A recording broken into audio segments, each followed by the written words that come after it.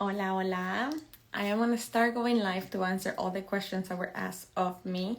And I figured that this was the best way of answering the question because honestly, it all kind of depends on the conversation that we're often having. So, just to introduce myself, I'm Telma Sanchez. I'm a neuroscience life coach, and I concentrate on helping high achievers or high performers get to their next level.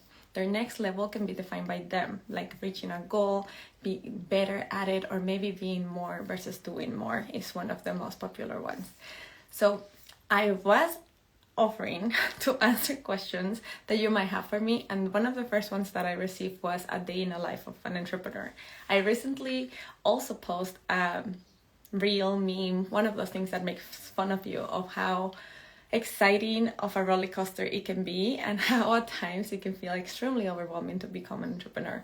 But I do have a beautiful mastermind, which is a group of women that are also entrepreneurs, in which we really support each other, and they have recommended lots of books that show you how to maintain the title of entrepreneur at ease, and how you can really organize yourself in a way that you don't go crazy, or that you feel like you are doing all the things that you can and give yourself permission and the grace and the compassion to just try new things, you do it differently, and just do it scared, right? So a day of the life of an entrepreneur is gonna depend on the day and the personality and the type of coach that you are.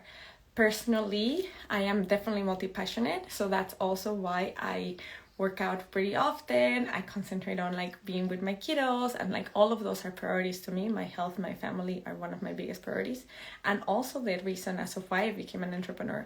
So I plan my working hours around their schedule to make sure that I can show up for them, and I divide them by days. So I don't coach every day. Mondays is the days that I tend to be coach, meet with my mastermind, and do a lot of the admin work.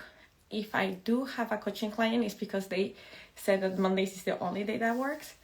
Tuesdays, I do a lot of the back end of the business, so numbers, Excels, follow-ups, and a lot of the back end of the business. And Wednesdays is the day that I coach back to back. I'm a support coach for a lot of other coaches. I have my own clients, and Wednesdays I coach. Thursdays I coach. And Fridays I tie up any of the loose ends. I try not to see clients on Fridays as well, because it's a day that I'm normally in the move and just trying to finish everything up. So that has worked really, really, really well for me, in which I know I have admin days, coaching days, and days that I show up in a different way.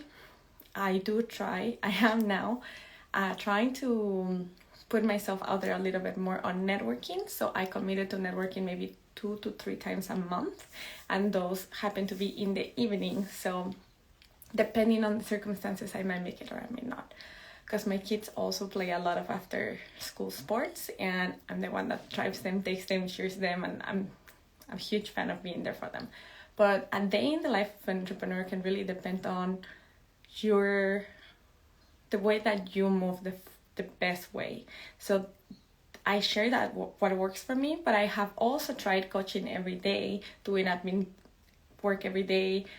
I try to mix them up, and what I discover is that for my personality, it just works best to concentrate on one topic per day, and that has worked really well for my personality. But I also have clients that have started their own coaching businesses, and they do coach every day. They do admin work a few hours a day, and they feel like they get the most out of their work day that way. So you are gonna have to test what works for you the most. I recently, in my mastermind, they talked about a book that tells you the role of an entrepreneur, a manager, or the person that is delivering the service. So if that is something of interest to you, that might be helpful on how you split your day. It's no secret that I see this. I split my day in 4 days, and each day has different priorities for me. So my morning is based on my health and my own self-care, my own self-love. So I go work out before my kids actually wake up. Then I come home and I move into my drop-off, morning, breakfast, family day. And then once I do drop-off, then I can work. But I don't take any calls or anything like that before I drop off my kids to school. So it also kind of depends on the season of life in which you are on. My kids are not like super independent yet, so it does require my presence, and I do want to be there for them. So you get to decide what works best for you. I just threw a few ideas of what I have seen is very successful, and if you have any questions or additional comments, concerns, or you need any more tips or tricks, I would recommend that if you are looking for what works best for you, to keep a kind of like a journal when you try admin Mondays, backend Tuesdays, coaching Wednesdays, or whatever your product or your service is one day or whatever, and you keep a journal on how it feels, because that's gonna tell you what works best for your body, what works best for your energy, what works best for your mind and your concentration. So that's definitely something that I wanted to just put out there, that is fully available to you. Test it, keep track of it, keep a little journal, and pay attention to how you feel at the end of the night. So if you have any other questions, let me know. I do think that entrepreneurship is not for the faint of heart. It's definitely a roller coaster that is going to take you up and down. It does test you at many different levels. So you want to just be in the know and be ready and show up with everything that you have. You have to have a very good reason as of why you want to do this, because many people consider it harder.